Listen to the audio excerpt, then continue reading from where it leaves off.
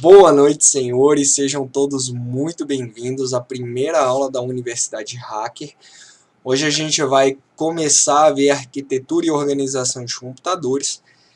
Essa é uma aula fundamental aí para a gente entender a computação, né, entender como funciona a compilação de novos programas, etc., de códigos, como funciona a criptografia no futuro, né, como funciona, enfim, várias coisas. Engenharia reversa também vai usar bastante os conceitos que a gente vai ver hoje, né? Então, se você ainda não entrou no grupo do Telegram, já entra, me manda uma mensagem, né? Pode ser por aqui pelo Hotmart, pode ser por direct lá no Instagram, enfim, como você achar melhor.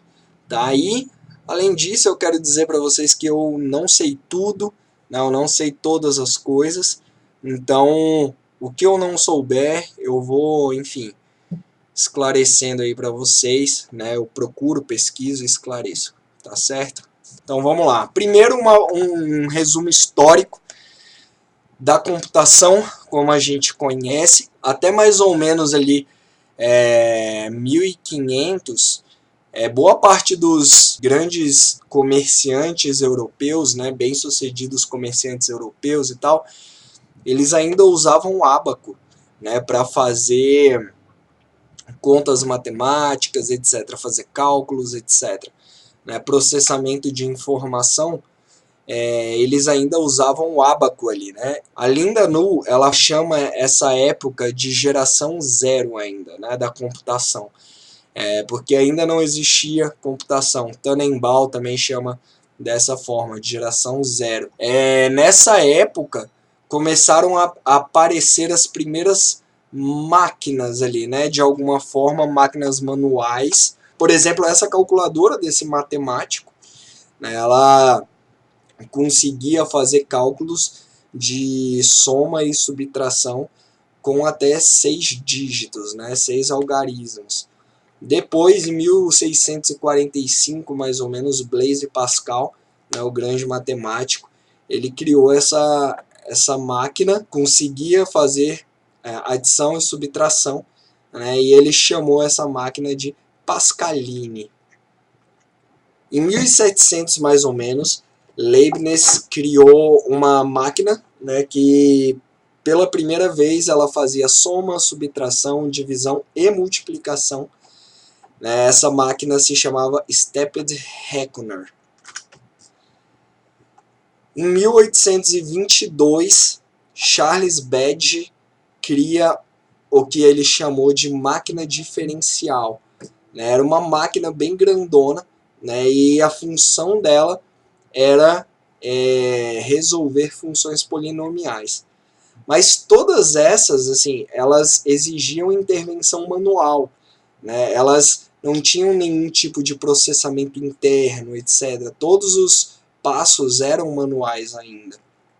Depois, Charles Babbage cria a máquina analítica em mais ou menos 1833, né? E essa máquina especificamente, ela conseguia resolver qualquer operação matemática. Nessa época, uma condessa, né, a Condessa de Lovelace, né, e ela ficou conhecida como Ada Lovelace, sugeriu para Charles Babbage que tivesse um plano de resolução das operações, né, ou seja, um algoritmo, de forma que, na verdade, ela acabou escrevendo esse primeiro algoritmo e, por isso, ela é chamada de a primeira programadora da história. Depois da máquina analítica, começaram a aparecer os primeiros computadores realmente, né, de forma que eles recebiam dados, processavam e entregavam de alguma forma apresentável, né, esses dados. Esses primeiros computadores são chamados de primeira geração, né, da evolução dos computadores, e eles eram todos valvulados. O primeiro computador foi criado em 1943 pelo governo britânico, né, e ele se chamava Colossus. O Colossus ele foi criado especificamente para quebrar a criptografia alemã usada na Segunda Guerra Mundial. Essa criptografia que se chamava Enigma. Depois veio o ENIAC, que significa integrador numérico eletrônico e computador. Ele pesava mais ou menos 30 toneladas, ocupava 180 metros quadrados e ele tinha dentro dele 18.000 válvulas a vácuo. E ele era programado usando cartões perfurados. Então, os cartões tinham diversas posições e as posições perfuradas ou não perfuradas eram interpretadas como 1 ou 0. Bem, depois veio o EDVAC, em 1943 mais ou menos. Esse computador ele já usava a arquitetura de von Neumann, a gente vai falar mais para frente sobre ele. E ele tinha 6.000 tubos a vácuo, ele ocupava apenas 45,4 metros quadrados e pesava apenas quase 8 toneladas. Depois veio a segunda geração. A segunda geração dos computadores, ela é introduzida pela criação dos transistores. Eventualmente descobriram as propriedades de condução de eletricidade do diodo. E descobriram também que ele tinha a capacidade de ligar e desligar a corrente elétrica muito mais facilmente que através das válvulas a vácuo. Por isso, os transistores eles tomaram o lugar das válvulas a vácuo de forma muito rápida. Além disso, ele gastava muito menos energia e ele gerava muito menos calor que as válvulas a vácuo. Como um transistor é bem menor que uma válvula a vácuo, ele permitiu diminuir bastante um equipamento. Então esse, por exemplo, é um Univac, um computador aí da segunda geração, e veja que ele não ocupa tanto espaço quanto os computadores da primeira geração. Ele ocupa aí mais ou menos uma mesa. Então é bem mais tranquilo que os computadores da primeira geração. Depois veio a terceira geração. Na terceira geração, nós temos a criação de circuitos integrados. Jack Kilby criou o primeiro circuito integrado, em germânio. Ele conseguiu integrar 2 componentes em uma pequena plaquinha, 2 transistores. 6 meses depois, descobriram que o silício era muito melhor, tinha propriedades de condução muito melhores que o germânio. Então, depois de algum tempo, já conseguiam colocar dezenas de transistores em uma só plaquinha, em um só circuito integrado. E agora, onde nós estamos? Quarta, quinta, sexta geração? A partir da terceira já não existe consenso na literatura. Cada autor fala uma coisa diferente. Se eu não me engano, a Linda ela chega só até a quarta geração. Tannenbaum, por exemplo, ele chega até a sexta. Enfim, cada um fala uma coisa realmente. Mas o ponto é que o que marca a evolução agora é a capacidade de miniaturizar os elementos cada vez mais e mais e mais. Então, existem algumas nomenclaturas que foram dadas ao longo da capacidade cada vez maior de mais componentes em um só chip. Por exemplo, quando se conseguia colocar de 10 a 100 componentes por chip, se dizia que estávamos em um nível de MSI, o Medium Scale Integration, ou integração média de escala. Integração de escala média, perdão. De 1.000 a 10.000 componentes em um chip, se dizia que estávamos em uma LSI, Large Scale Integration. Mais de 10.000 componentes em um único chip, VLSI, e vários autores param aí no VLSI, mas alguns vão além. né, e falam que hoje nós estamos no ULSI, né, ou Ultra Large Scale Integration, né, ou mais de 100 mil componentes em um único chip. E até quando a gente vai conseguir miniaturizar cada vez mais os componentes? Gordon Moore, ele fez uma previsão, né, em uma revista de eletrônica que tinha respaldo científico, e ele disse que a densidade dos transistores em um circuito integrado dobraria a cada ano. Mais tarde, Moore ele corrigiu a sua profecia e ele disse que dobraria a cada 2 anos. Essa previsão dele se cumpriu, né, e hoje ela é chamada de Lei de Moore. Né, e de fato, a densidade de transistores, né, ela dobra a cada 18 meses, mais ou menos. E hoje os produtores de processadores, principalmente AMD, Intel, etc., eles buscam manter essa lei. Né? Então eles realmente procuram cada vez mais dobrar os transistores dentro de um chip a cada 18 meses aproximadamente. Mas é óbvio que é impossível seguir isso infinitamente. Existem incapacidades tanto físicas quanto financeiras realmente. A impossibilidade física é a seguinte: se continuássemos com essa lei indefinidamente, em 500 anos mais ou menos, o sistema solar inteiro estaria dentro de um chip, o que é impossível. Essa previsão matemática, Linda Nu fala sobre ela no livro dela. E, obviamente, é impossível também seguir financeiramente. Né? Rock era um dos primeiros investidores ali da Intel, né? E ele fez uma previsão também, né, que acabou se concretizando e se tornou a Lei de Rock. Né? Ele dizia que o custo para fabricar semicondutores iria dobrar a cada 4 anos. E de fato, ele viu o custo de um processador em 1968 pular de 12 mil dólares para mais de 12 milhões na década de 90.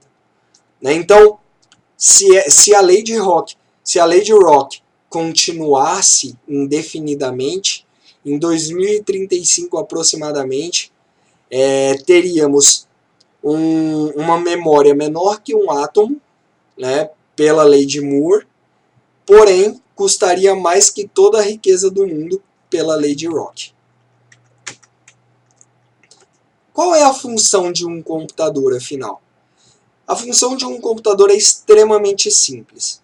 Né? Na verdade, a única função de um computador é colocar dados, ele processa esses dados e apresenta de alguma forma.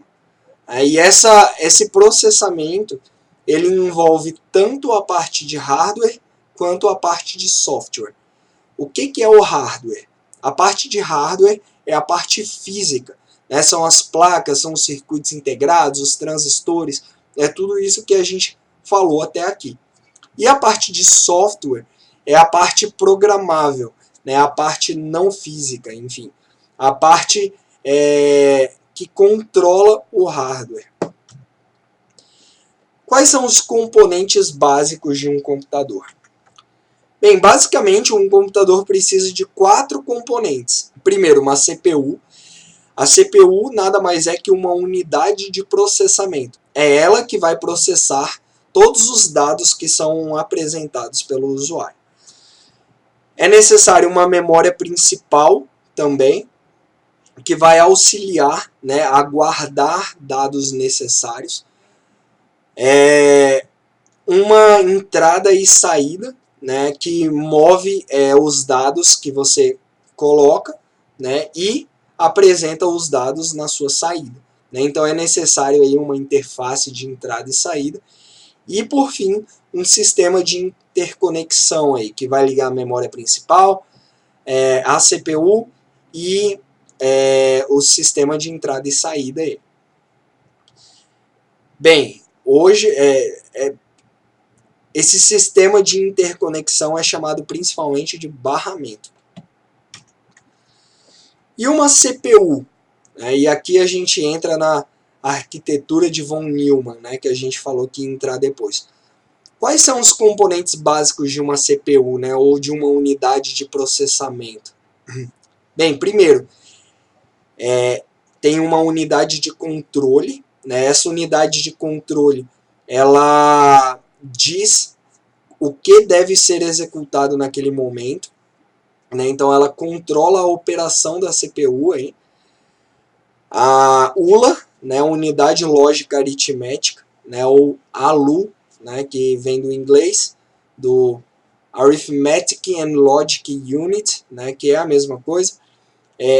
Essa unidade, ela executa as funções de processamento, né? Então ela faz soma, faz subtração, faz multiplicação, faz shift to left, shift to right, né? Tudo isso, operações lógicas, nós vamos falar sobre elas futuramente. Além disso, são necessários registradores, que é a memória mais rápida dentro de um computador, porque ela é a que está mais próxima da CPU, né? Então, na verdade, ela está dentro da CPU, né? Então ela é a memória que está ali pronta já. E uma interconexão de todos esses elementos aí. E os computadores multicores? Bem, a literatura discutiu por muitos anos, aí, décadas, sobre as nomenclaturas para se usar em um computador multicore. Mas hoje se tem um ponto pacífico, assim, se chegou a um consenso. Então a CPU ela é referenciada como a parte do computador que busca e executa as instruções. Então ela tem os componentes que falamos sobre a CPU, né? A ULA, a unidade de controle, registradores, enfim. Um core, o que é um core? É uma unidade de processamento individual que fica dentro de um chip de processador. Então um core ele pode se confundir com uma CPU, no caso de uma CPU monocore, né? Então o core acaba se confundindo aí com a CPU. E o processador, ele é uma plaquinha, né, um pedaço aí, uma plaquinha de silício com um ou mais cores, né? Então o processador, ele é o nome popular que é dado para a CPU. Se uma CPU ou um processador tem mais de um core, ele é chamado de processador multicore. Essa primeira imagem aí a gente vê um processador, mas que está escrito CPU, né? Como eu falei para vocês, se confunde muitas vezes, né? Assim, se usa a mesma palavra, as duas palavras para a mesma coisa. E na figura à direita nós vemos dentro desse processador que tem dois cores aí. Quais são as arquiteturas existentes de processador? Isso é muito importante a gente, pelo menos, ter ideia, para a gente entender as diferenças mesmo. Para a gente entender, por exemplo, por que um celular ele é diferente de um computador de mesa, por exemplo. Bem, as duas principais arquiteturas existentes é a arquitetura CISC, né, que é chamada de... CISC é um acrônimo para Complex Instruction Set Computer, né, ou computador com um conjunto complexo de instruções, né? Ele tem esse nome porque ele tem uma grande gama de instruções dentro dele, né? E isso é muito legal, por exemplo, para programadores, para compiladores, né, que conseguem traduzir uma série de passos de alto nível, de uma linguagem de alto nível, e a gente vai entender um pouco mais sobre isso no futuro, mas ele consegue traduzir várias etapas necessárias para se atingir um determinado fim em uma linguagem de alto nível em uma só instrução, né? Então, facilita muito o trabalho para um programador de baixo nível e para os compiladores também. E a arquitetura RISC, né, que ela é usada aí por celulares, por microcontroladores, etc., né, que significa RISC, significa Reduced Instruction Set Computer, né, ou computadores com um conjunto reduzido de instruções, né, ou seja, um processador de arquitetura RISC ele tem bem menos instruções, então para se fazer uma coisa que se faria no CISC em uma só instrução, no RISC é necessário mais instruções e mais etapas também para se atingir determinado fim, né? Porém, um processador RISC ele é bem mais simples, né? Ele é bem mais barato de se fazer, né? Então, dentro dessa arquitetura estão os processadores ARM, né, de celulares, em geral aí de mobiles, né, microcontroladores, etc., tablets, né? Todos esses dispositivos usam processadores de arquitetura RISC.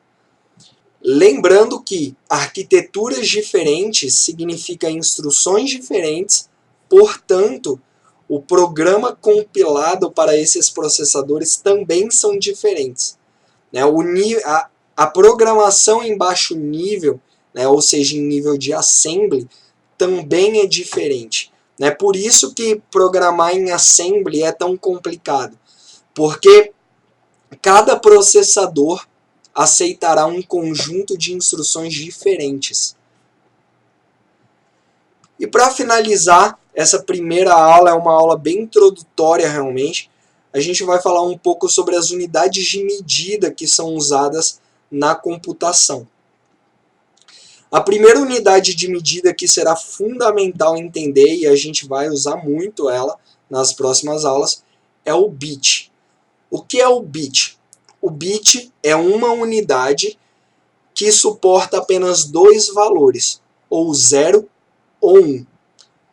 Um byte é um conjunto de 8 bits. Então ele suporta até 256 valores diferentes, né? De 0000000 até 1111111.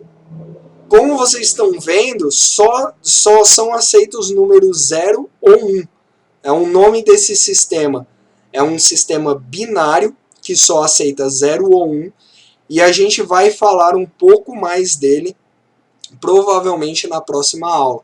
E a gente vai aprender como passar um número de base 10, né, ou seja, um número como a gente está acostumado, decimal, para a base binária, né, que é a base que o computador entende. Um processador ele lida com números binários, né, então é importante a gente dominar operações com números binários, e a gente terá uma aula só sobre isso. Rafael, e o kilobyte, o megabyte, o terabyte? Segundo o Sistema Internacional de Medidas, um kilobyte, na verdade, ele significa 10 ao cubo, né? Ou seja, 1000. Um quilômetro, por exemplo, são 1000 metros. Né? Um mega, no Sistema Internacional de Medidas, é 10 elevado a 6, né? Ou seja, 1 milhão. Um giga é 10 elevado à nona potência. Né? Mas na computação não é assim. Na computação, 1 kilobyte não são 1000 bytes. Na verdade, 1 kilobyte na computação são 1024 bytes. 1 megabyte na computação são 1024 kilobytes, né? Ou 1.048.576 bytes. Né? Por quê? Porque na computação, lembra que tudo depende do bit. Né? Então, 1 kilobyte, na verdade, é um 2 elevado à 10ª potência, que é 1024. Né? 1 megabyte, na verdade, é um 2 elevado à potência 20. Portanto, alguns autores, inclusive Tannenbaum fala sobre isso, eles sugerem uma nova denominação para essas medidas. Eles defendem, ao invés de kilobyte, o kibibyte, o mebibyte, o gibibyte, o tebibyte e assim sucessivamente. Né? O Google já adotou essas unidades, né, essa nova denominação, e ele bota lá que, por exemplo, 1 kilobyte, na verdade, são 1000 bytes, né, usando o sistema internacional de medidas. Mas o Tannenbaum sabe que vai demorar um pouco para essa nova denominação ser usada realmente. Portanto, ele sempre fala para ficar esperto com isso. Isso é uma questão que cai muito em provas de concursos, etc. Fica ligado com isso. 1 kilobyte não são 1000 bytes, na verdade são 1024 bytes. Isso vai influenciar em tudo na computação, absolutamente tudo. Então é isso, pessoal. Muito obrigado por por me escutarem mais uma vez, né, de alguma forma. Essa aula foi bem teórica, mas ela é muito necessária, né, para a gente entender algumas coisas, por exemplo, porque o assembly é específico para determinados processadores, como funciona um processador, né, o que são os registradores que a gente vai ver em engenharia reversa, né, a arquitetura de um computador, né, como funciona um computador, etc. Então, os sistemas de medida, que são fundamentais, e nós vamos usar muito os sistemas de medida aí. Então, qualquer dúvida que vocês tenham, vocês podem colocar no grupo do Telegram, né, ou vocês podem escrever aqui embaixo, embaixo desse vídeo nos comentários. Né, vocês podem também falar comigo pelo direct do Instagram, enfim, como vocês preferirem. Eu vou deixar aqui embaixo dessa aula a bibliografia para acompanhar a matéria, tá bom? Muito obrigado e vejo vocês na próxima aula. Abraços!